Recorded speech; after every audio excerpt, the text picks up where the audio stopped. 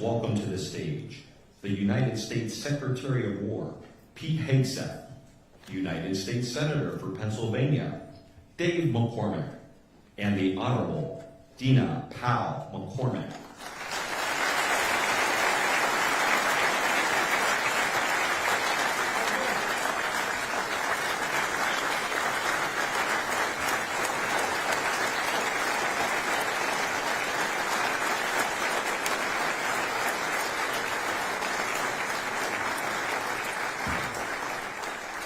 Ladies and gentlemen, the 45th and 47th President of the United States, Donald J. Trump.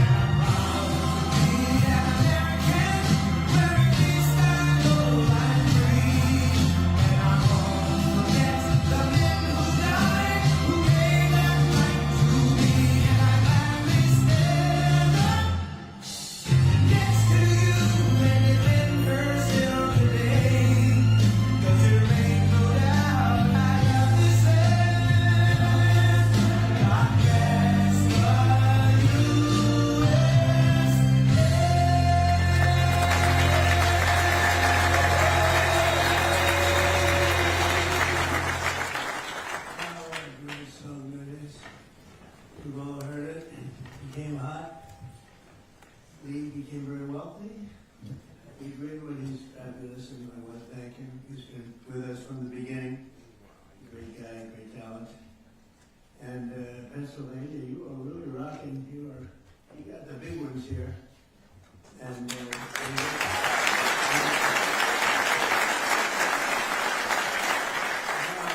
I'm in a world where I'm shaking hands with all celebrity business people mostly, but they're biggest names in business, and they're all spending money in our country, but they're all spending money in Pennsylvania. So I just want to say thank you. But this is a hot place. We would say it's a hot commonwealth. Never call it a state, you're in deep trouble. I've seen people's political careers end over that. Just call it a commonwealth. A lot of people don't remember that. But I think it's great to see what's going on and to see the kind of genius that I'm surrounded by. All of the people that I met backstage, but it's pure genius. I want to thank Senator David McCormick for organizing this extraordinary event, and I came to another one with you about a year ago, and that was a monster, but it wasn't like this one. This is even beyond. I was on energy, and it was very impressive, but this is something crazy what's going on.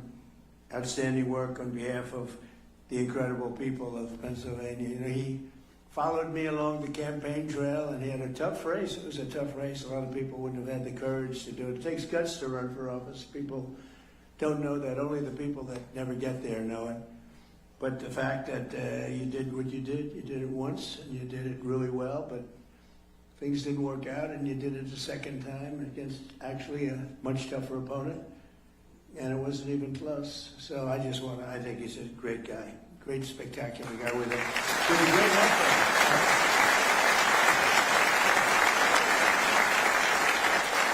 But we're here today to celebrate a colossal victory for this Commonwealth and for the entire nation. This afternoon, we're announcing nearly $10 billion of new investments in our defense industrial base right here in the great Commonwealth of Pennsylvania. And these investments will create more than 4,000 jobs. Pennsylvania workers will build the ships, submarines, trucks, weapons, and industries that will ensure America remains the strongest and most powerful nation in the history of the world. We're doing better now than we've ever done. We have $19.2 trillion. We used to go million, then we went billion, now we're into the trillions, but there's never been anything like it. The country is as hot as it's ever been, and we're doing really well with Iran. The Islamic Republic of Iran is not happy right now. Should have been done 47 years ago. Should have been done at least during the 47-year period. And it wasn't. Other presidents didn't do what was right. They should have done it a long time ago. It would have been much easier. And they want to settle so badly. They don't like what we're doing. And they do want to settle. We'll find out whether or not we settle with them or we just finish it off. But I want to thank Secretary of War Pete Hegseth. He's been amazing. Pete, thank you very much. Great job.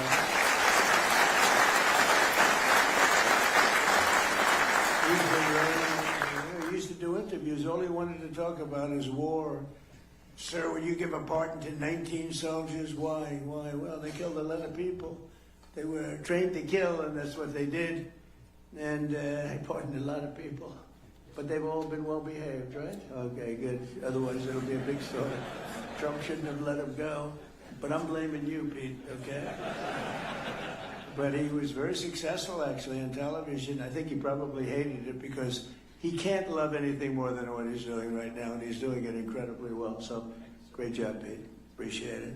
Small Business Administrator Kelly Loeffler. Kelly, how are you guys doing? Thank you very much. He's great. Secretary of the Army Dan Driscoll, who's really out there with that beautiful smile. With that beautiful smile, he's actually a killer. Look at that beautiful, nice face. Everything's so happy. He's a killer. Would you believe it? Those are the best kinds, actually. Commanding General of the Army, Trevor Bredenkamp. Trevor, thank you very much. And a couple of warriors in a different way, but they are great. Scott Perry and John Joyce, congressmen, and they are fantastic, and they've been my friends for a long time. Where are you? They've been my friends for a long time. They're tough cookies, and they want what's right for the country. Thanks as well to your amazing state treasurer, Stacey Garrity, who is running for governor, and I'm telling you, this guy Shapiro is totally overrated. I watched him the other night doing a speech, and he does not have what it takes. Maybe he'll win, and he's expected to win, but I hear things about Stacey, and I'm hearing some poll numbers that are very good, but Shapiro is, he doesn't have what it takes. Now, people think that's a horrible statement to make, but that's the way politics is. That's the way it is. I tell the truth. Attorney General David Sunday. David, thank you very much. Great job. And very probably the most important person in the room is Senator McCormick's wife, Dina. I mean, I know Dina. Dina works for me for 4 years. She works for me. I know her almost as well as David. Hopefully not quite as well.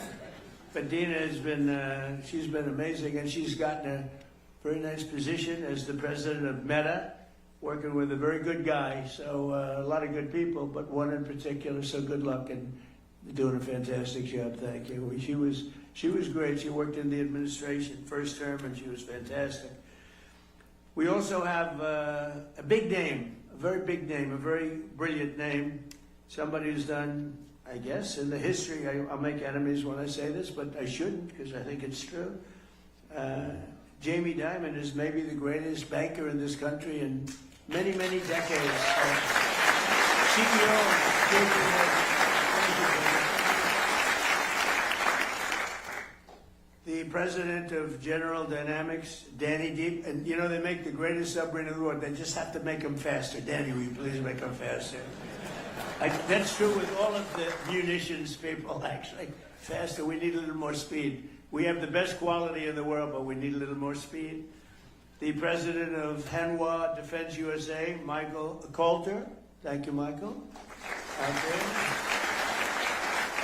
The president and total boss of Boeing, that's Kelly Ortberg, who's a terrific guy. I think he just gave me the award for being the salesman he started of the year.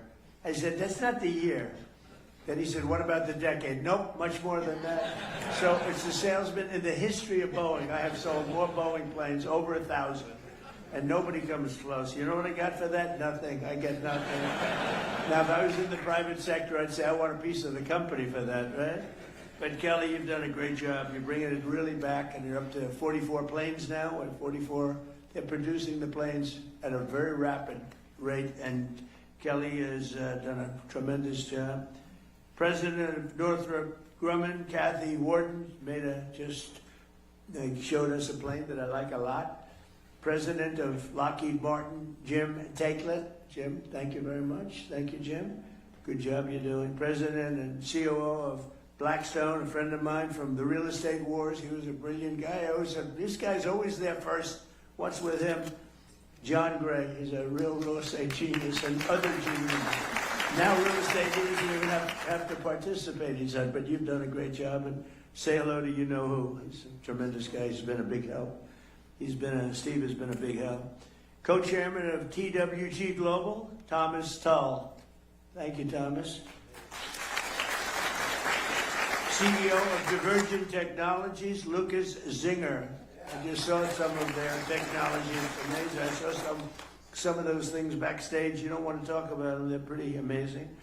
CEO of EQT, Toby Rice. Thank you, Toby. President of North America's Building Trades Unions. Is the most powerful man in the room. It's Dina for the women, and it's this guy for the men. Sean McGarvey. Thanks, Sean McGarvey. Good guy, too. And the founder of Valor Equity Partners, Antonio Gracious, and he's somebody highly respected by everybody, including my family, my kids, and also helped us tremendously working at the early stages of the administration with cost, because we inherited a cost mess, and he was fantastic, and I want to thank him, and Elon too. Elon did a fantastic job. This year we're celebrating the 250th anniversary of American freedom, and no state has been more central to protecting that freedom than the Commonwealth of Pennsylvania. Pennsylvania is where America declared its independence, where George Washington crossed the Delaware, where the Union was saved by the heroes of Gettysburg. What a war that was when you read about it. And where Pennsylvania workers poured the iron and steel that won 2 world wars and won lots of other things in addition. With today's announcement, Pennsylvania will play a key role in building the arsenal of freedom to defend our nation in the modern world. We have things happening in this state. I think really people don't know what's happening in Pennsylvania. People aren't really, literally they're not able to even fathom what's going on. I'm just sitting back there, I thought I was very well aware of it, and then I'm meeting people, very well-known people, and they're saying what they're doing here. We got to get the word out a little bit, because this is very much of a miracle, highly respected people. The talent and innovation in this room will keep America safe for many years to come.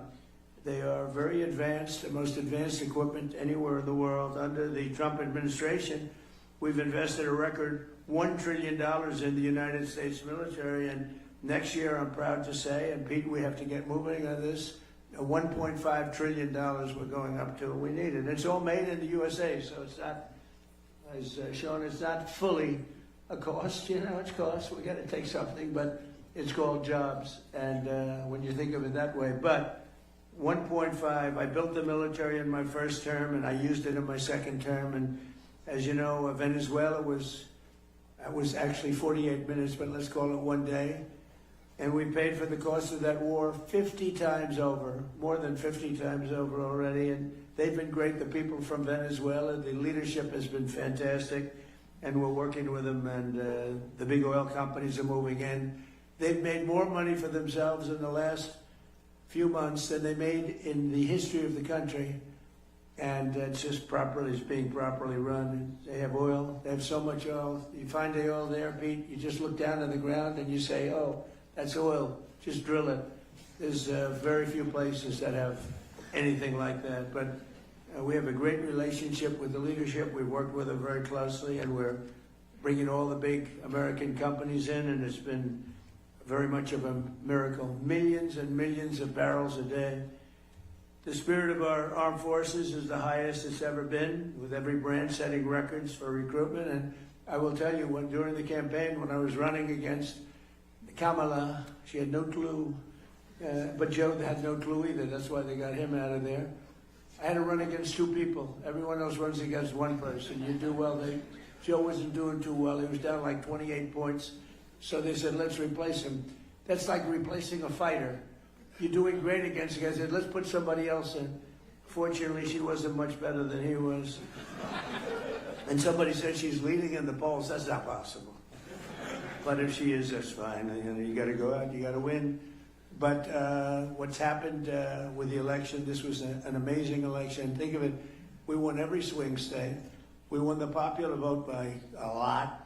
We won 82%, 87% of the counties in America. That's a big one. We won the Electoral College. We won everything. But all 7 swing states, the big thing was, could anybody ever win all 7? We won all 7 swing states, and we won them by a lot. So it was a great, great achievement. But when it came to joining the military, we had vacancies, empties. We had a situation that actually it was remedied largely, Pete, I think on November 5th when we won. It was even before we took office, it was remedied to a certain extent. And when we took office, so now we have overflow crowds trying to get into the military, and that includes our policemen, our firemen, anybody with a uniform on. They were very ashamed of our country, and now they're very proud of our country.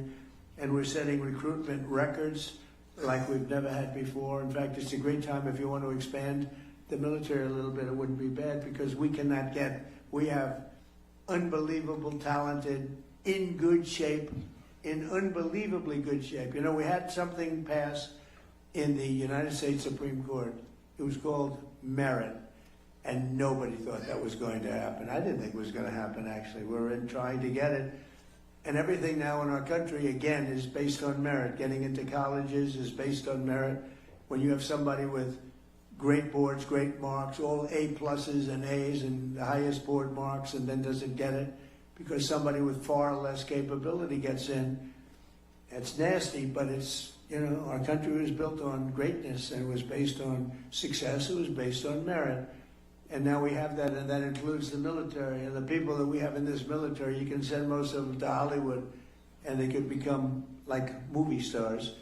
They are unbelievable, and you saw that in Venezuela. I met them backstage, and these are people that are, it's a whole different ballgame. So I just want to thank everybody. That was a decision, that was a tough decision to make, and it took courage to make that decision. Nobody thought that was going to be made, but they gave us back our beautiful merit system, and now the best people get into the best positions, they get into the best schools, they get into the military.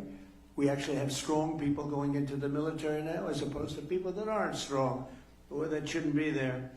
And it's like, I call it central casting. Washington, D.C., we're using the military in there, and our crime rate's down 92%, and it's gone from an unsafe city to one of the safest cities, the capital, one of the safest cities anywhere in the country. Restaurants are booming. The restaurants were all closing. People were afraid to go to a restaurant. We took out over 5,000 criminals. We got them out of here. We got them, sent them back to their country. Many of them came through the Biden open borders, which was insanity.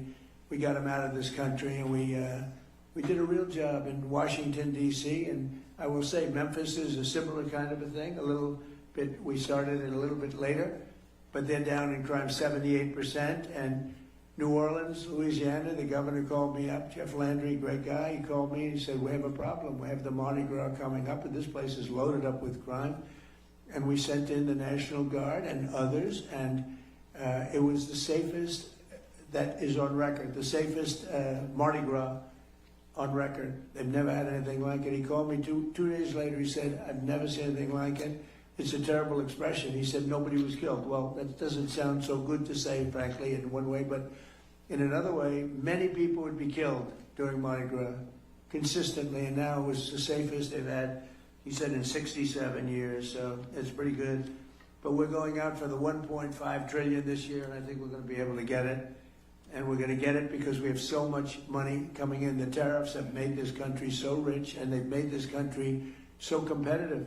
In order to not pay tariffs, people are coming out and they're leaving Mexico, and they're leaving. In fact, it was just announced that Toyota is leaving Mexico. Toyota is going to build one of the largest plants in the world, car plants in the world, in Texas. But many, many companies, they left us and they went to Mexico, Canada, Japan, Germany. They went all over the place, South Korea. They're all pouring back. The car plants, the AI plants are all coming back. If they don't, they have to pay taxes. The chips, we had this ridiculous CHIPS Act where you give billions of dollars to a company and they didn't even know what the hell to do with it. You give them billions of dollars, they say they're going to build. Nobody knew what to do with it. And of course the standards were so high. If you weren't transgender, as an example, you didn't qualify.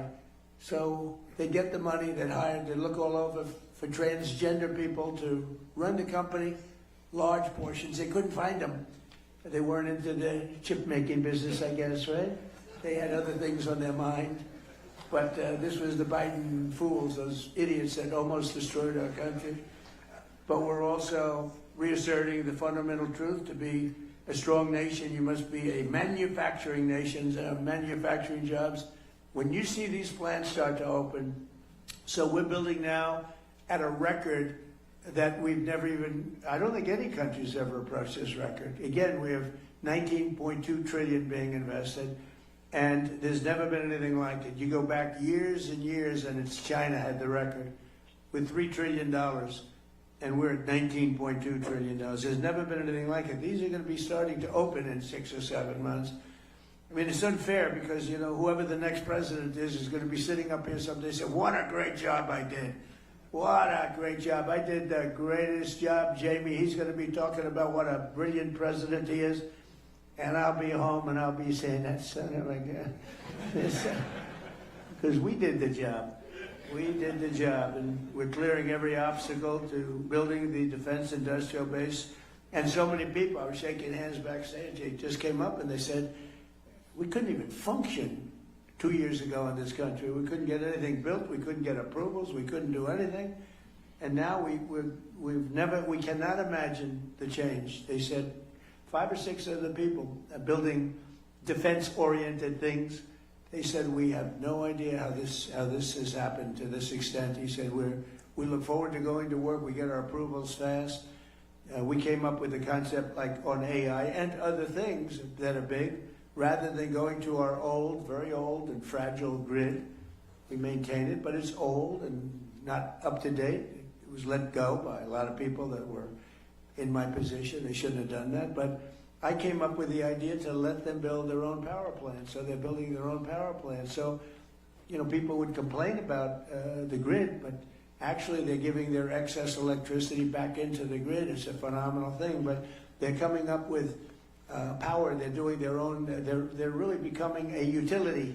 They're becoming, actually, in addition to AI, they're also becoming utility. And they're building some of the greatest power plants anyone has ever seen. We don't want wind because it's terrible. Doesn't work. These countries that go to wind, you go to wind, you lose your way, you go out of business. Look at what's happening in the United Kingdom. Wind all over the place. Doesn't work. Too expensive. Everything's made in China. And remember, you have to replace them after 8 or 9 years. You know, it's wonderful if they were there, but you got to replace them all the time because they wear out. The salt water kills them. It's ridiculous. And we have the oil and gas. We have a number of people back there with the nuclear. Nuclear is hot. It's become safe.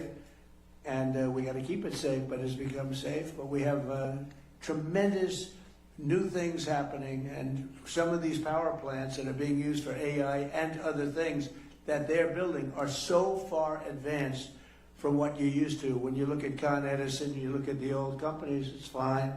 They get the job done, but these are tremendous advancements that nobody would have ever come up with except for this group of seriously brilliant people. After decades of foreign countries ransacking Pennsylvania and all of our country, they ransacked our country and stealing our jobs, I imposed historic tariffs to protect the American copper, aluminum, steel, and many, many other projects like cars. And because of that, they're all coming back. This could have been done by a president if he knew you wouldn't have a Taiwan making 100% of the chips. I think by the time I leave, we'll have almost 50% of the chips being made in the United States. Worldwide, they're moving here like you wouldn't believe it. With no investment. I'm not giving people billions of dollars. I'm not saying to some chip company, here's $30 billion, good luck in finding a site. That's what this stupid CHIPS Act was. Hundreds of billions of dollars just wasted. Half of the people never even used the money. I didn't give them 10 cents. I said, you're going to pay nothing for a year. After that, you're going to pay 10%. After that, you're going to pay 25%. Gives you 2.5 years to build your factory. If you don't build it by that time, you pay 200%, meaning you're sending chips in. You have a 200% tariff. They're building like crazy. And the biggest chip company in the world is building, and they just announced that they're expanding by another $200 billion. They're spending most of their money in Arizona, a great place to invest. But they're spending an extra $200 billion. It's the biggest chip company in the world. But we passed the largest tax cuts in American history. We delivered 100% expensing. That's a big one. I think, we had the greatest economy in the history of our country in my first term. We then got hit with COVID, but even including COVID, we did a great job in COVID. We never got credit for it, but every country was ripped apart by that disaster. We know where it came from. It came from Wuhan, and I said that. But we were all ripped apart, and China got hit very, very hard. It was delayed. They got hit very hard at the end. But it was a terrible thing, but we had the greatest economy in history. And before COVID, nobody had ever seen anything like it. But if you just took those 3 years and look at what we're doing now, we're going to blow them away. I mean, unless some horrible event happens, which is always possible. You know, you always have to at least think about the horrible events. Who would have thought that COVID could have happened? A thing like that could have happened. But we delivered 100% expensing, and that expensing, I think, we write it off in 1 year. I have friends that bought things that, frankly, they didn't need. I have a friend that never flew on a private plane in his life, and he ended up going out buying a very expensive private plane because of expensing 1 year. And a lot of you're building your plants, more importantly than an example like that. You're building your plant and equipment. Jamie can expand his bank, write off everything in the first year. And you're doing a nice job. Your building is beautiful, by the way. It's great. You can write that sucker off in 1 year. Can you believe it? Now that stands up there, that steel. I want to know that steel contractor. He did a good job. A great job, actually. But we delivered 100%, and I felt it was very important to do so. And it goes for a 10-year period. So it doesn't just, I actually want to make it for 1 year, because I figured everybody's going to come. 10 years is too long, but we had a couple of senators that really won, including a man named Lindsey Graham, who we love. And Lindsey, we pay you respect, because he was some special guy. Lindsey, David, was a big proponent of 10 years instead of 1. In other words, you could use this for 10 years instead of 1. I said, but Lindsey, 10 years is too long. It gives them too much time. He said, oh, no, we have to do this. I said, no, go ahead, Lindsey. What the hell do you know about business, Lindsey? But he was great. We're going to miss him, right, David? We're going to miss that guy. What a way he was.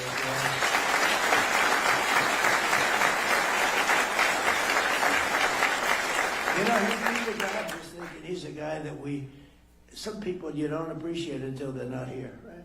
And you just saw all the quality that he had. He got things done. He could even deal with Democrats. If I needed a Democrat, I could go to Lindsey, and Lindsey would take him out and wine him and dine him and say, I got him for you, right? There aren't too many people could do that. David and I know it very well. but the expensing was so important. I think it's really what led to the tremendous success, because we had it in the first year and in the first administration, and I think that was what led to the single most important thing, I think, in terms of investment was the one-year expensing. I think people were building, sometimes maybe they shouldn't have been, but they were building at levels, and then it caught up. We passed the largest regulation cuts in American history by far, and we unleashed American energy, including Pennsylvania oil, gas, and clean, beautiful coal. We're back in the coal business. We have so much technology and changes have been made in coal. And in the Trump administration, you're not allowed to use the word coal without preceding it by the words clean, beautiful, and Chris Wright, who you know so well, and Doug Burgum. They've been a fantastic team. And they were making a speech, and I said, nobody can say coal without preceding it with clean, beautiful. But this whole speech was on coal, and they kept saying clean, beautiful coal, clean, beautiful coal. And I said, okay, it's enough. You know.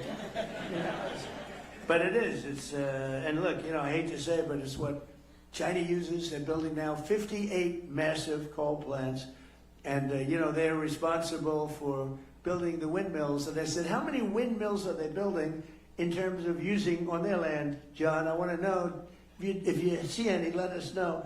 They got coal plants all over the place, but they build the windmills. But the only one they have that I know of is one that they want to use. They use it. They don't use it in terms of energy. They showed people, look how beautiful this is, as those poor suckers buy those windmills and lose their ass. But it's a terrible form of energy, most expensive form of energy. It's intermittent, doesn't work, and in my opinion, it kills the environment. It kills the birds, but it's visually, it's terrible. It's terrible. It's a terrible thing. And I'm proud to say that we have approved almost none. I think none, but we are. Everybody's under an order. No wind. We don't want the windmills. We don't want them, and let somebody else use them. But everybody using them is in very big trouble. They're in energy trouble because they don't work, and very expensive, most expensive form of energy, and they don't work. And I've been saying it for 4 or 5 years, and people still buy them. Maybe not quite like they used to, but people still buy them. It's crazy.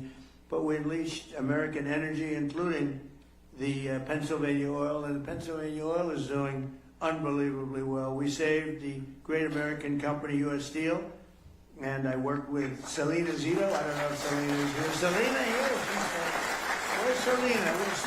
Where is Selena? I love Selena. Where is she? She's queen of the Rust Belt. But you're no longer the Rust Belt. You're really the Money Belt. I have a new name.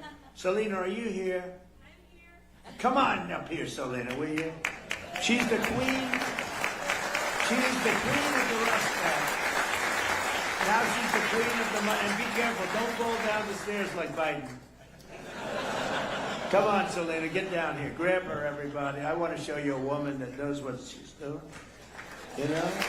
She knows what she's doing. I had no idea she'd be here, but anything having to do with Pennsylvania, any of these great states, she's around. Selena, I want to thank you. You're really a talent. That's only because she writes so well about me. If she wrote badly, I'd say, get her the hell out of here. Selena, thank you, honey, very much. We appreciate it. Really amazing. Thank you. She loved this area. She loved the people, and she saw it going to hell. And she knew more about it than anybody else. And she also knew it had more potential because of the people. And she would write about it like nobody would believe. And she's one of the top writers in the country. I hate to say that she writes for the Washington Post. But she's one of her many outlets. I hate to mention that, but she's done a phenomenal job of explaining what's going on. And she really just believed in the area, but she believed in the people of the area. They're incredible. You're going to find all of you geniuses that are building your plants. You got the best people in the world working here. So just to finish up, we did more in terms of regulation cuts by 5 times, 6 times, and even in some cases, depending on the way you look at it, 7 times than any other president. We delivered no tax on tips, no tax on overtime, and no tax on Social Security. And we're building a beautiful military complex and a ballroom combination at the White House, and they were working on Saturday and Sunday, partially Sunday. And I went and visited a couple of hundred men that were working round the clock. It was Saturday night, late, very late, 11 o'clock in the evening. And I said, "You're so lucky I'm president because there's no tax on overtime." Think of it. They're making a lot of money, and there's no tax on overtime. But there's no tax on tips, no tax on Social Security. And that's been good. And the other thing we did, which seems simple but never done before, when you buy an automobile, some people have to pay and they have to go and borrow money from a bank. You're allowed to deduct the interest payment from your income taxes, and that's a big deal. But only if the car is made in America. So that's been great. So all of these things have added up to a level that we're booming. The country is booming, and we'll have Iran defeated soon. They'll be defeated very soon.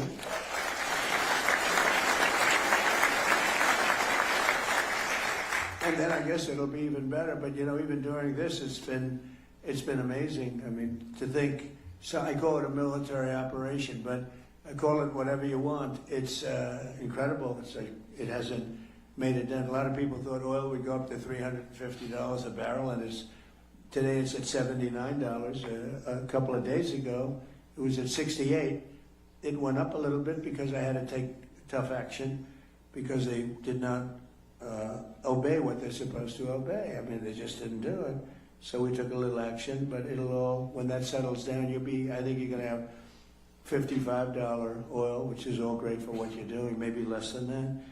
But this year alone, we've added 18,000 new manufacturing jobs, and that number could go up by 10 and 15 times as these factories begin to open, including, remember Obama used to say, "You'll never have another manufacturing job in the United States." Can you imagine?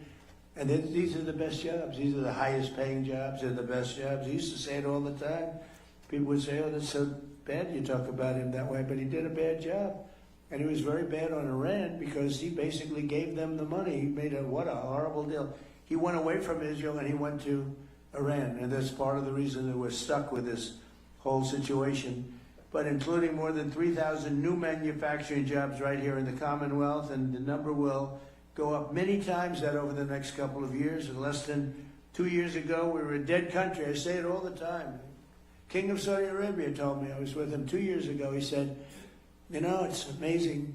Just a little while ago, you were a dead country, and now you're the hottest country anywhere in the world." Every leader, I just got back from NATO. Every leader said the same thing: "You're the hottest country anywhere in the world." And they treated me like that. They're not treating me; they're treating me because of the country. We're the hottest country anywhere in the world. And a year ago, 2 years ago, we were a dead country. It was an embarrassment. So now, with all of that being said, just yesterday it was announced that inflation saw the largest monthly decline in 6 years. Can you imagine that? 6 years. So we inherited the highest inflation in the history of our country, and it was really amazing. You know, we inherited it, and then I had my first news conference the day after I took office, and they said, affordability. They go, that's a fake word that they use. They caused the affordability problem. It's called high prices. They came up with this word. They're good at coming up with words, but we came up with a good word too. They're Democrats, dumb. You take the B out. Most people don't know that dumb is a B, okay? But the U replaces the E, and you have a Democrat. And I just don't understand, because their policy is so dumb, what they've done to this country and what they will do to the country. If we don't win the midterms or win the election, everything that I'm talking about, you can just write it off, because it'll revert back to open borders. It'll revert back to ridiculous high interest rates. And again, we should have the lowest interest rate of any country anywhere in the world, because we make them all sing. But since I took office, defense investments in Pennsylvania are up by nearly 25% compared to crooked Joe Biden. And today we're adding $10 billion, and I think the number is going to end up being about $19 or $20 billion. And we'll be building 2 massive national security multi-mission vessels at the beautiful and historic Philadelphia shipyard. I met all the guys doing this, worth up to $1.5 billion, and it's a purchase of lots of vessels. We're going to have a lot of vessels being made there. We're also thinking about doing some purchases outside of companies that come here and build, have to reteach us. You know, we used to make a ship a day, and now we're a laggard in that department. We do lots of great things, but we're a laggard there. And a lot of our shipyards were sold for real estate projects on the water. I bought one, actually. It was quite nicely located, but I didn't know I'd be president. If I knew I'd be president, I wouldn't have done it. I said I'd rather have a shipyard, right? But it worked out okay. You know, they had the best locations. A lot of those locations were sold. And we have to build our Navy, Pete, right? We got to get it going. So we're going to probably look at some of these companies that are coming in from South Korea and other places, and they're working with us on ships. And we're going to also buy some ships that are made outside of the area. And we're going to have we need a lot of ships for our Navy. A lot of ships, despite the fact we have the greatest Navy in the world, but our ships are getting older. And we really got out of that business. We built an aircraft carrier for $19 billion, which is crazy. The price is crazy. It started off I came in, one of the first things I went to see was the Ford aircraft carrier. It was way over budget. And it had things on it that you didn't need, like it had magnets to lift up the elevators with 10 and 12 planes on them. Think of it. It had all sorts of modern day things that were all, instead of using steam for the catapults, they used electric. Let's have an electric catapult. And so when I went to the ship, because I came into office and the ship was way over budget, built in Newport News, unfortunately, it was way over budget. It was going to cost $3 billion. It was up to like 18, 19. It was terrible. And I said, I want to meet the catapulter. And a man came over along with 4 of his assistants. And I said, what's better, electric catapult or steam? He's been there for 25 years. He said, steam is better, sir. We can fix it with a hammer and a blowtorch. When the electric goes bad, I have to send to MIT to get geniuses over here. I said, steam is better. Yes, sir, it's better. So why did they do electric? Because you can have the catapult go like this, but you can't put planes on it, sir. It takes you 39 seconds. By the time the 39 seconds is up, you have a full head of steam. And I love breathing that steam, sir. That's the cleanest air you've ever seen. But I said, so you're saying we spent billions of dollars extra to build electric catapults instead of using... And I said, what else do you hear? He said, the elevators are no good, sir. They're lifted up by magnets. So here's my deal.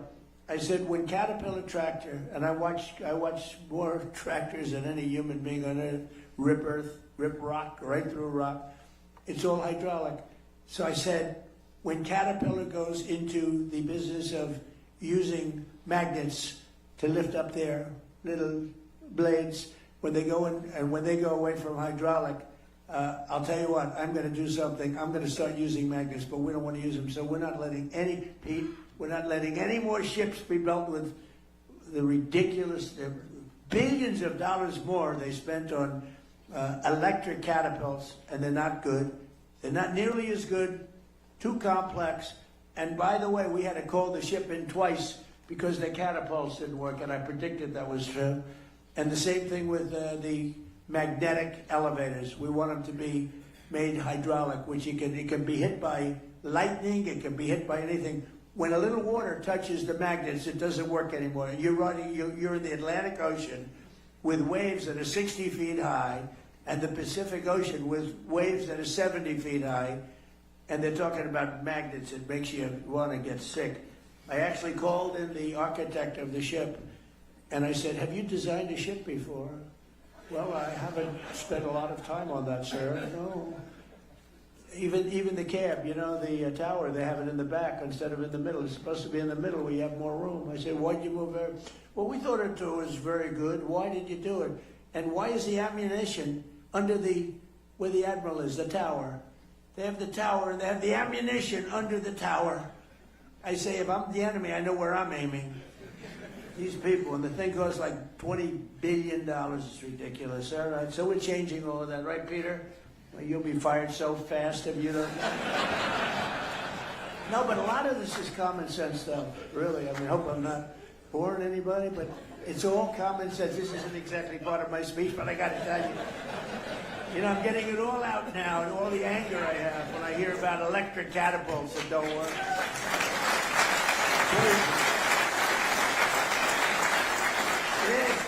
But, okay, I hate to mention this name now because they're a little slower than we want, but that's okay. General Dynamics will invest $2.5 billion in roads industries to build Navy submarines. They make the greatest submarine in the world. We're 10 years advanced over probably Russia is number 2. We have to make them faster. That's the only thing. We need submarines. But they make a great product. In all the cases we make, if you look at the Patriot missile, if you look at the Tomahawk, which is the offensive, if you look at all of the things that are better, we have to make them faster. That's the only thing. And Dan, you got to get them going a little bit, right? Yes, we have to make them faster. And Pete and I have meetings with them every month, and they're all building new plant and equipment. Boeing is building it. I see Kelly, a lot of them, 4 of them, and it's very important. So this massive new investment by General Dynamics is going to create right here 1,500 new jobs. The munitions firm Day and Zimmerman in Philadelphia will provide $2.3 billion worth of operations, maintenance, and support to the Hawthorne Army Depot. And EOS in Pittsburgh have just agreed to a multi-million-dollar partnership with the Department of War to build, oh, we love that name better. We won World War I. We won World War II. Then we decide to go politically correct. Let's go with defense. No, it's war. And I said to Pete, Pete, don't you like that better? He said, used to be Department of War. And then we got politically correct. And we go in and knock out the Middle East and go home. Everybody said, why did we do that? What did we get? But we did. We had greatness, and that's what we have again. Now we have greatness again. As an example, Venezuela. Where'd you ever hear? When was the last time you heard that you had a war and you paid for it 50 times over? We have wars and we lose money. We have wars, we blow up something and we leave. And everybody said, what was the purpose of that? Nobody can answer the question. We don't do that anymore. But EOS in Pittsburgh just agreed to a multi-million-dollar partnership with the Department of War to build energy storage technology in support of our Golden Dome missile defense show. We're building a Golden Dome over our country, and it's going to be a very effective one. We had 111 missiles shot a few weeks ago by our lovely friends from Iran. They were aimed at the Abraham Lincoln, which is a beautiful aircraft carrier, by the way. The SS Abraham Lincoln, 111 in a short period of time. Out of the 111 missiles shot, 111 missiles were knocked into the sea easily. Think of that.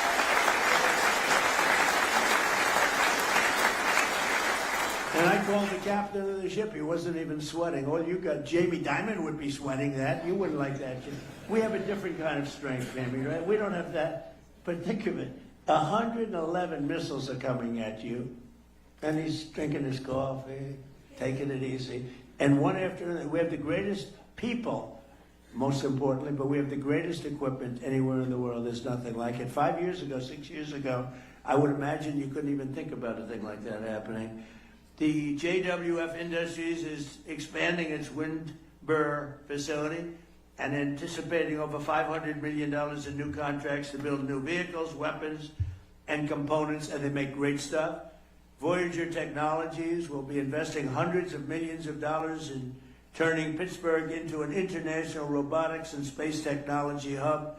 And the robotics is so important because, again, we have the most people working right now in the United States than ever before. We need manpower and womanpower. The AI software company Air will be spending $450 million to expand their Pittsburgh office, and Carnegie Robotics in Pittsburgh will have the chance to produce hundreds of millions of dollars worth of autonomous technology for the United States Army and its vehicles. The Firepoint Energy in Tunnelton will be investing at least $170 million in pilot program to convert coal waste into jet fuel, electrical power, and critical minerals. And I hope you're going to do magnets. Somebody out there, I hope you're all brilliant people. Magnets. Do magnets, okay? I'll tell you how to make money. Do magnets. You're doing a lot of great stuff. Do magnets. Because one thing we don't have, but we're getting close, but do magnets. So I hope John Gray is listening to me so he can give him a couple of bucks and go into the magnet business. I guarantee it's going to be a success. It's one thing we don't, for some reason, It's not complex, not hard. We have the material. For some reason, they just don't. They don't do it. We need magnets. So, one of you companies out there, go out. I'll teach you how to make money. Just do it. Companies like Adelon, Kratos, Advanced Cooling Technologies, Sphere Brake Defense, J.P. Morgan Chase, and Q Intel, among many others, will be expanding their investments all across the Commonwealth of Pennsylvania. In addition, the defense subsidiary of the legendary Pennsylvania company, Mack Trucks. Oh, I met him the other day. Where's Mr. Mack Truck? Where the hell are you? He was great, making a beautiful, thank you very much, making a beautiful truck. He's trying to sell 15,000 of them to us, 15. I said, how many are you looking to sell? Sir, 15,000. I thought he said 15 because it's a big, beautiful truck. I made a speech 2-3 weeks ago, and they had a sample of the truck right behind where I spoke. It made me look very small, sort of like Dukakis, remember? And the I said, get that truck the hell out of here. I immediately thought of Dukakis with the helmet and the massive helmet, the massive tank, and you didn't even see him. That was not good. He went down 20 points after that. So I said, get that truck out. But the truck was amazing, actually. But I said, how many? He said 15,000. I thought he said 15. So I said, he's going to sell 15. That's a lot of trucks. He said, no, actually 15,000, sir. So, but it's a beautiful truck, and I think he's got a good shot at doing it. And he'll be building $222 million worth of powerful new vehicles for our military already in a different truck. And Mack Truck is doing really well, and they've been great. And because we're here in Pennsylvania, where State Trooper Michael Farah was killed just 2 weeks ago by an illegal alien operating a semi-truck on a commercial driver's license, which he should never have had. He was here illegally, came in through Biden. Today I'm making one more important announcement. My administration will soon take historic action to get illegal alien truck drivers who are just killing a lot of people. They can't read signs. Many of them are on drugs or alcohol, and they shouldn't be driving these things, and they came in totally illegally, and we don't want them, but they are driving all over American roadways, and we're going to replace them with proud American veterans. So we're going to take our veterans, we're going to teach them a lot about driving trucks, and in many cases they know. We're going to say any American who's driven a heavy truck for our military will automatically be eligible for a commercial driver's license. So we're going to get them taken care of. And the radical left is very much opposed to that, but it doesn't matter what they want because we're the ones that are running it. And just to finish, I want to thank our great Speaker of the House, Mike Johnson. He's fantastic, that man. And the House Budget Chairman, Jody Arrington, for launching an effort to get the Save America Act passed, including voter, I mean, it's so basic, voter photo ID, identification, proof of citizenship, and hopefully no corrupt mail-in ballots. We'll have exceptions for the military. We'll have exceptions for disability, for people that are not feeling well, or for people that are on vacation or anything. We're going to make it very easy. But the mail-in ballots, you see what happens in California. The vote still isn't counted. Can you believe it? It's like, 6 weeks? The vote still isn't counted. But the kid really, he was Spencer Pratt. I don't know Spencer Pratt. He came to the White House and saw me. But Spencer Pratt was an automatic lock, and he didn't make it. There was a little thing, Dina. They said, well, Spencer's falling behind a woman that nobody ever heard of. He's falling behind. No, it's very corrupt. And they were going to do that to Steve Hilton, too. And I had the U.S. attorney, did a great job. He started an investigation. They said, Steve Hilton is starting to fall badly behind. And I said, that doesn't mean falling behind. That means cheating is going on. This is 2 weeks after the election. So I got the U.S. attorney involved. And like 20 minutes after they made that statement, they said, Steve Hilton just made the runoff. These are crooked people. These are crooked people. The whole thing is terrible. But along with our incredible farmers and funding for our troops, so we're getting a tremendous amount of funding for our farmers, and we take care of our troops. We got them a great pay raise. But I support those efforts, and we're cheering them on. And the actions that we've announced today will create thousands of new Pennsylvania jobs, and they'll make our entire nation stronger and more prosperous than ever before. We have the strongest nation that we've ever had. We have the most successful nation that we've ever had. We've never had a thing happen. So many people, the biggest, sir,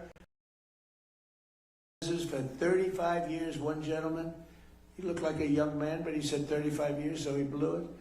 But he said, I've been in business for 35 years. I've never seen anything like what's happening right now. I'll bet Jamie would say that. I'll bet John would say that. There's never been a period of time like this. So I want to thank, again, Senator McCormick, once again, for this incredible get-together, but really, much more importantly, for the outstanding work that he's doing as a senator. He's an incredible person. And Pennsylvania has never had a greater warrior at the U.S. Senate than Dave McCormick, and it's an honor to be with you all, and we're going to do things that nobody would believe. If you go back 2 years when we were a failing nation, nobody would believe that we could be doing business and we could be even safety. The lowest murder number since 1900. Think of that. The lowest number since 1900, 125 years ago. Nobody would believe we have the lowest crime numbers, despite the fact that millions and millions of people came into our country illegally, and many of them were, they're gone now, but many of them were from prisons, they were drug addicts, they were from mental institutions. We have the lowest crime numbers we've had in decades, and the lowest murder number in 125 years. So it's really been amazing, and David, I'll give it to you, I'll turn it out, but it's just an honor. I'm with so many people that I respect so much. I don't know all of you. I know many of you through reputation, through reading, but you're an amazing group of people, and you really are making our country great. Thank you very much. Thank you, Mr. President.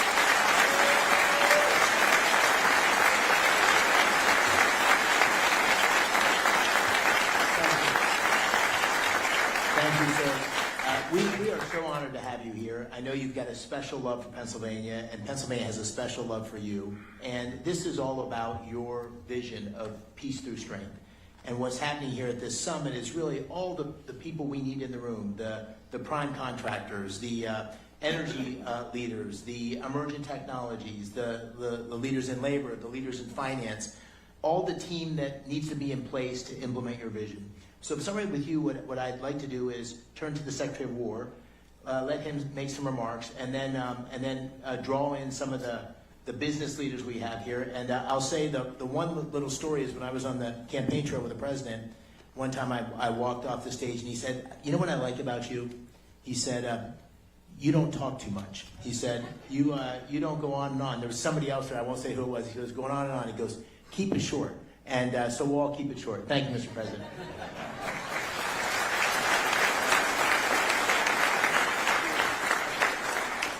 Senator, that was a good warning and a good reminder. Mr. President, it is true to say that there has never been a moment like this or a stage like this where innovators, prime contractors, private equity, titans of industry, labor leaders, defense leaders have come together for this type of moment. There's never been a moment like this where the aperture has opened up inside the Department of Defense for defense and the second word, innovation. Your demand of me as a business leader and a builder is that we move at the speed of business and competition and speed and scale. And that's what these folks have funded and founded in their companies. But our bureaucracy was built to keep most of you out. And we've been waging a war of attrition against the Pentagon bureaucracy to open up the aperture and make sure competition and speed and innovation and commercial options have a seat at the table. Not just great prime contractors who've been there for a long time, but many of our great companies that make many of our best systems started to look a lot more like the government than they looked like business.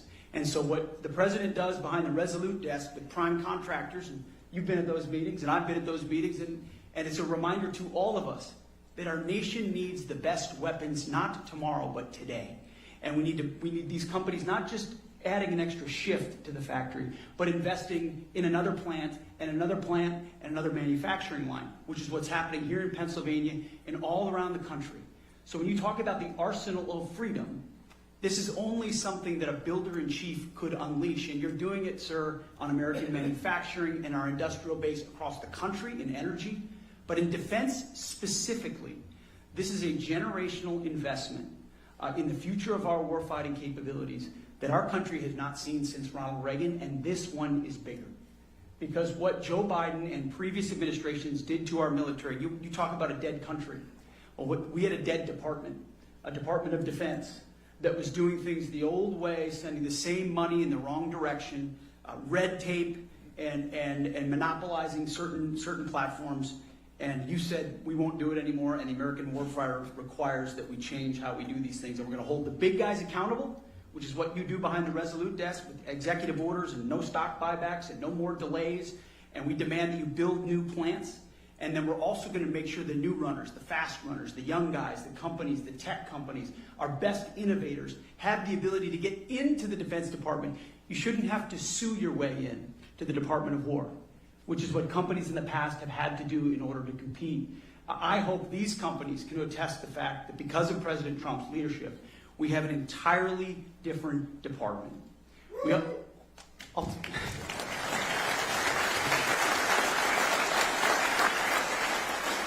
And it's important because we're at an entirely different moment. Not only do we have near-peer adversaries with historic military buildups, but we're at a step-change moment. AI and frontier models, autonomy, quantum, space, hypersonics, you name it. If you're ahead now and you get ahead of the game, you're going to be way ahead. If you fall behind now, you fall even further behind. The have-nots and the haves, that gap is widening. President Trump sees the moment and is investing in it in our department, but across government, to make sure the 21st century is an American century. But he's demanding that we do it differently. We do it in a fiscally responsible way. We audit our department. We ensure that the money that we ask for is well spent. So we've got a different department, a different moment, and thank God we have a different president who rebuilt the military once. He's doing it again and is willing to make a historic investment, $1.5 trillion investment in the War Department to ensure that we outcompete, without question, every other nation on planet Earth, so that things like Venezuela can continue to be done to reestablish deterrence around the world. But that next midnight hammer that's required 10, 20 years down the road is because of the F-47 and the B-21 and the autonomy and the carriers that this president will build because of this historic investment. The Golden Dome that protects our country, the AI that allows us to target faster. This investment will fundamentally change the battlefield, keep the American people safe now and into the future, and it would not happen with Donald Trump. Mr. President, thank you very much.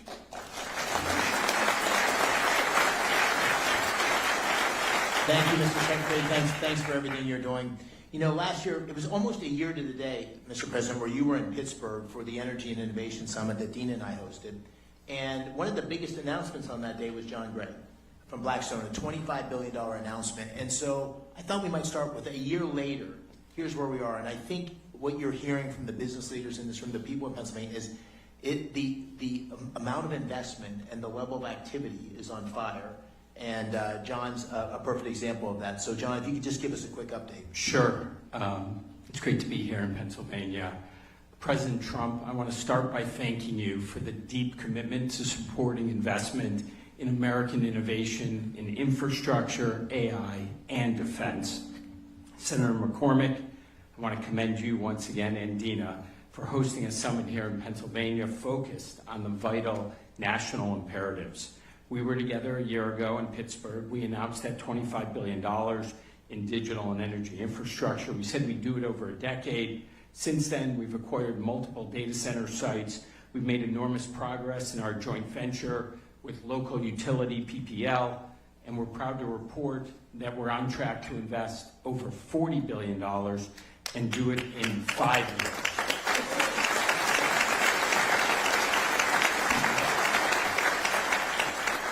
$50 higher, 50% less time, not bad. These investments will create nearly 20,000 good-paying construction and permanent jobs, deliver meaningful benefits to communities, and help ensure that America stays at the forefront of the AI race.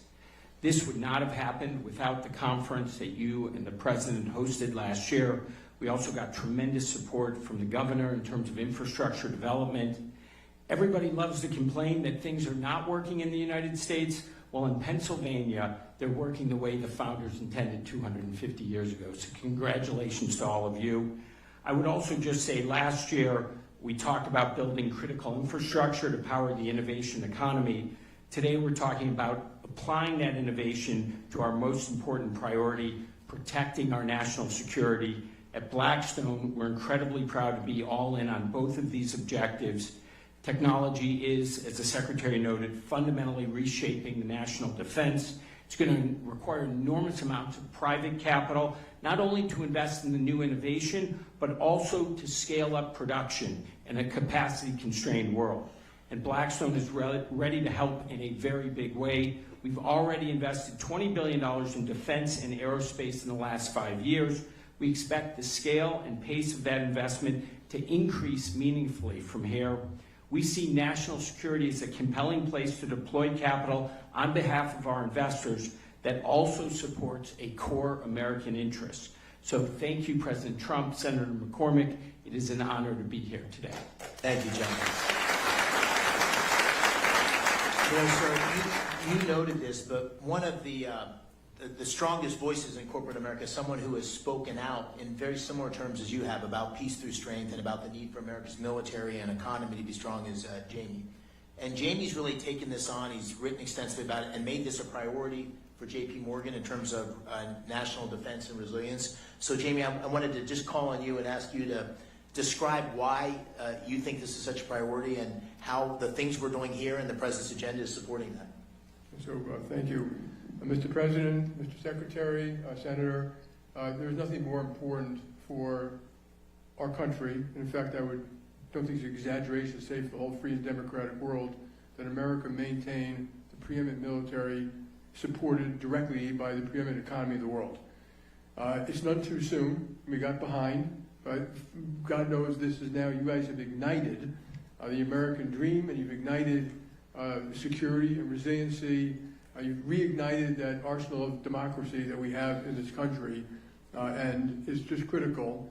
There's a microcosm in Philadelphia, obviously in Pennsylvania, Philadelphia. I was at the Philadelphia Navy Yard this morning. There's only a small piece of what we're doing. There's a small piece of what a lot of other people here are doing. That Navy Yard actually built ships in the Revolutionary War, ships in World War I, ships in World War II. It was closed down at one point, but the local government and the federal government have reopened it up. You now have ships that are going to be built there by Hanwha, a Korean company, and Rhodes Industries. They're both adding 400 or 500 jobs. People should remember when they add those jobs, there are another 5,000 jobs to be added to support it. A lot of small vendors, contractors, et cetera. And we're also helping, very importantly, to ignite that American dream part, is to get the kids, whether older, younger, whatever their backgrounds were, trained. And there's a school there, partially by Hanwha and partially by the government, to train welders. These welders get paid while they're in their apprenticeship. They get health care while they're in apprenticeship. When they graduate, I think after 16 weeks or something like that, they make $80,000 a year. That is the American dream. They go on and buy a house, get married, have a family, etc. And this is one small effort. That's one microcosm. We need to do this around the nation. In fact, to help some of the other nations around the world, friends and allies, do the best they can to rebuild some of their militaries. So my hats are off. I applaud everyone in this room who's helped with this effort. There's nothing more important to leave this world safe for our children. Mr. President, thank you. Thanks, Jim. I know you know Jim Takelet well from Lockheed. A small fun fact. So when Lieutenant McCormick got on the plane to deploy for the Gulf War, Captain Takelet was the pilot of the plane out of Pope Air Force Base in North Carolina. And so we've known each other. I guess we got to know each other for the last decade or so. But Jim and all the major primes have big operations in Pennsylvania. And Jim, I think you have an announcement even today that I was unaware of until earlier today, which is great news. So please give us a quick update on what you're doing in PA. Definitely, Senator. Remember that thing he said to me about short. First of all, Mr. President, thank you for inspiring all of us to get together at an event like this. Secretary Hegseth, really appreciate your driving the acquisition transformation that is very much needed, as you just described. And Senator, this is an amazing gathering. For organizing it, you and Dina, really, we all owe you our thanks, so I appreciate doing that.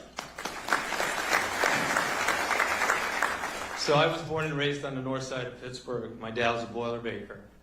And if I could have welded a straight bead and passed his test, Sean, I'd probably be in Boilermakers Local 154 in Pittsburgh right now. But it worked out that I'm here today with you.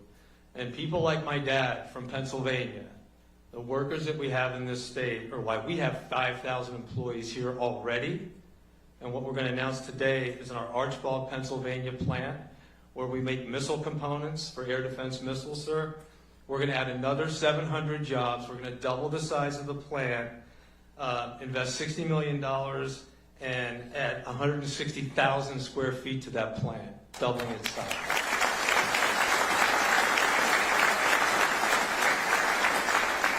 And that's on top of $300 million we just completed investing in our Valley Forge operation, which does strategic missile reentry, among other things. And you know, Mr. President, that we're going to invest upwards of $9 billion in the next 3 years at 20 different sites. Looking forward to showing you some of those plans when you have time. And we are going to continue to build with you and with the Secretary the arsenal of democracy, and Pennsylvania will be ground zero for that effort. Thanks, Senator. Thank you. And just real quickly, I'll keep us going. Danny Deep from General Dynamics. Danny is the president, and I had a chance to tour that 155 facility in Scranton, and you've got assets across Pennsylvania, another huge employer. Just give us a quick update on what's going on in Pennsylvania and how you see the future expanding based on what's the president's policies that have been put in place. Thank you, Senator, Secretary, Mr. President. Thank you for your leadership here at home and abroad. It is inspiring. So here in Pennsylvania, when you talk about manufacturing muscle, this is really where we have a lot of muscle. 1,100 suppliers, 8 facilities around the Great Commonwealth. Over the last number of years, we've expanded artillery production by 4x, and over the next several years, we'll see it continue to grow. You mentioned Rhodes Industries in that $2.5 billion award.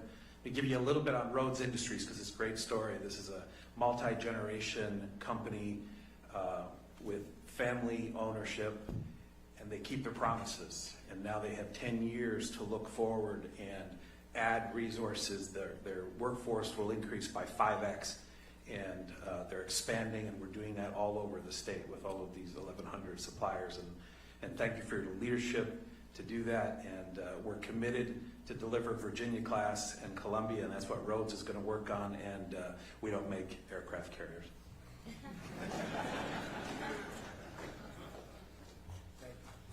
Thank you, Dan. You know, your administration has been very active. The Secretary of the Navy, your Transportation Secretary in the Philadelphia shipyard.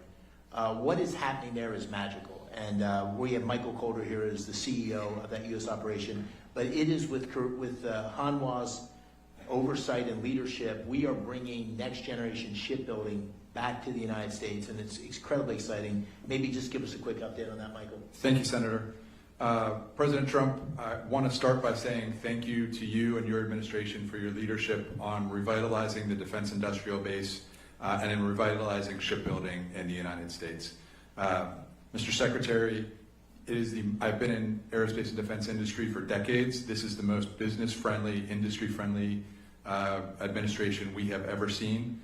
The access, the dialogue between the Pentagon and all of my colleagues in industry is like nothing we've ever seen. We greatly appreciate it.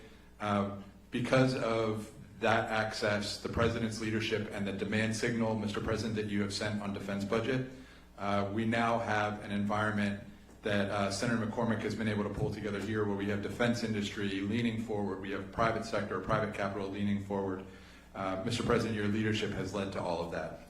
We're very grateful for the opportunity to build the radar ships that you announced today. They will be a central part of the defending the homeland from the missile threats that you have also made a priority. As you mentioned, sir, our shipyard in Korea puts out about 1 ship a week. We have a plan to bring that capability to Philadelphia. You know this better than anybody, Mr. President, but ships win battles, shipyards win wars. And we are going to recreate what has been great in Philadelphia. Philadelphia, home to the nation, home to the Navy, home to naval shipbuilding with the first frigate. It is going to be the home to make American shipbuilding great again, and we're very glad to be part of that, sir. Thank you. Thank you, Mike. Was that right? One ship a year 2 years ago, and the goal was to get to 20 ships a year? Yes, sir. Think of it, 1 ship a year to 20 ships a year. That's the path that's happening because of the policies, the emphasis on shipbuilding. We're still not where we need to be, but a huge, huge step forward. You know, this whole summit, also, Mr. President, we have the defense primes here, but we have a lot of emerging technologies. There's 130 booths up here, Pennsylvania companies, AI, drones. It's incredible what we're seeing. And there's all sorts of capital coming into these emergent technologies in the defense tech space. And we have at the table here 2 of the really most successful investors in defense tech. So I'd like to ask them both to comment on that, because our future, as the Secretary said, is not just doubling down on the existing primes, although they play an incredibly important role. It's bringing in new entrants and new technologies and disruptors. And that's what we need for the future. So Antonio Gracias, who you know well, has been extremely successful in this space. Maybe you could give us the thought, Antonio, and then I'll turn to Thomas Toll. Thank you, Dave. I appreciate it very much, and thank you, Dave, for inviting me. Mr. President, it's been extraordinary. You know, I've been working in manufacturing defense tech actually since the mid-90s, and there's never been an environment like this. You're right, Secretary Hegseth, never. We have 5 companies here today, Anduril, Saronic, Hadrian, General Matter. We are literally seeing an environment and change at the DOW that is allowing these companies to accelerate and unleashing American entrepreneurship in the defense area. It's truly extraordinary, and I want to thank you. We needed it as a country for revitalization. We also need to defend ourselves. I think about my own children. If they're fighting a war, what they want to have, that's how we decide to invest in, and clearly we want this technology. Thank you. We're very grateful. Thank you, Antonio. Thomas? I live here in Pennsylvania, and the atmosphere that you've created, sir, under your leadership, Secretary Hegseth, Senator McCormick, we've invested billions of dollars in defense tech because we know that we need it. We know that we have to, we live in a dangerous world, and we have to defend that, and we have to be leaders. We've invested in companies like Gecko Robotics here in Pittsburgh, and without the change that you're causing, these things aren't possible. So I just want to say thank you very much, and it's going to make a massive difference for the next 20 years.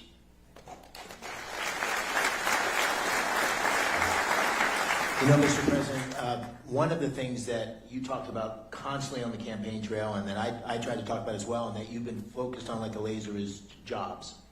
And what's happening here in Pennsylvania is that if you go to talk to any manufacturer or any job site, they can't get the skilled workers they need because there's so much new investment and activity going in. So we need to take advantage of this moment and build the workforce. In Pennsylvania, we have an incredibly skilled workforce. As I said earlier, we have 190,000 people that work in the defense industry. We hope that number is going to double over the next 5 or 10 years. But one thing I think we can all agree on is the American dream is going to be pursued and captured by creating these great paying jobs for the next generation of folks. And you know, Sean McGarvey, who has become a friend, I called him during the campaign, and he didn't think you or I was going to win. And we bet a steak dinner, and he ended up losing on that steak dinner, and has been a great ally in terms of what we need to do for our workforce to be successful. So Sean, maybe you could say a few words, what you're seeing and what the workforce of the future needs to look like. Well, thank you, Senator, Mr. Secretary, Mr. President, and the President knows, you know, my business better than I know my business. We've been in the workforce development business when it comes to construction skills for 100+ years. We have 1,600 training centers across the United States. We spend $3 billion of our own money every year. We don't need any money from anybody in the audience, anybody on the podium, the federal government. We got our own. We have 21,000 instructors. We have 300,000 plus people in our programs right now, registered apprenticeship, and we can ramp that up to 1 million. So we can meet the needs of this industry and the other industries, the tech industry, the power generation industry, but what we need is deals, and we need deals way further up the pipeline when other decisions are being made. Our members, have historically been just great patriots in this country, whether it was World War I, World War II, entering the Seabees to build the airstrips and the bases across the world. The Manhattan Project, building Oak Ridge, Savannah River, you name it, still working in those facilities today, all the way up to COVID, when we had to keep hospitals open, build temporary morgues. It was the members of the building trades that stepped up and did it. So we believe that highly skilled craft workers are a national security issue, and we are prepared to meet any needs necessary right here in Pennsylvania for Senator McCormick or for anybody across this country, and we appreciate the opportunity to do so for our country. Mr. President, thank you. Thank you, Sean. Thanks for the great support for everything you've done on our workforce. Mr. President, I think I might ask the Secretary, Dan Driscoll, to make a few remarks and maybe close on that. I just want to say this has been an extraordinary event in the Army and the Army War College, which you're here, the fourth president in America's history to visit here since the Revolutionary War, the Carlisle Arsenal, the Army War College. And the Army's been extraordinary. So, Mr. Secretary, first of all, thank you to General Breitenkamp and everybody that made this possible. But maybe give you a word, and I'll close and then turn to the President. Mr. President, Secretary of War Hexeth, your leadership, what it's fundamentally done for the people in my life every day, the American soldier, is you have unleashed them to do what they joined the Army to do, to be ready to fight and win our nation's wars. And we had gotten in their way for the last 30 and 40 years. We had not let all of these entrepreneurs